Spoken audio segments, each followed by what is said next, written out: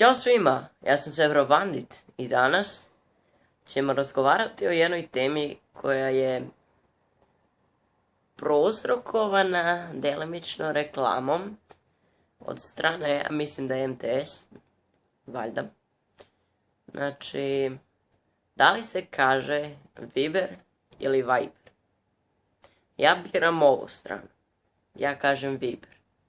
Napišite kako vi kažete u komentarima. Ali evo ja ću da dam zašto Viber.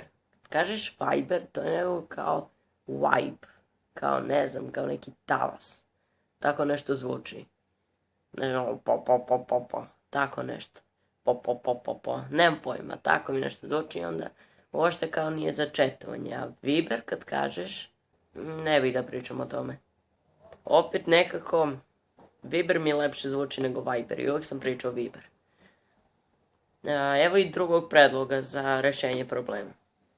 Da li vi kažete Justin Bieber ili Justin Bieber? Bieber ili Bieber? Bieber, Bieber, Bieber, Bieber, Bieber, Bieber. Da, znam da se ne piše Bieber kao Bieber, nego Bieber kao Bieber. Ali opet imate i Bieber. To pogrešno izgleda. Uglavnom imate Bieber kao začin. Da li vi kažete dodaj mi Bieber ili dodaj mi Bieber? Ajde sad svi da pričamo dodaj mi Bieber. Naprimjer isto imate i naprimjer džiber. Nije džiber nego je džajber. Dobro da jeste, to možda nisu baš engleske reči, u stvari možda i džiber i jeste engleska. I uglavnom, kako se piše Viber? Jel V-A-J-B-E-R?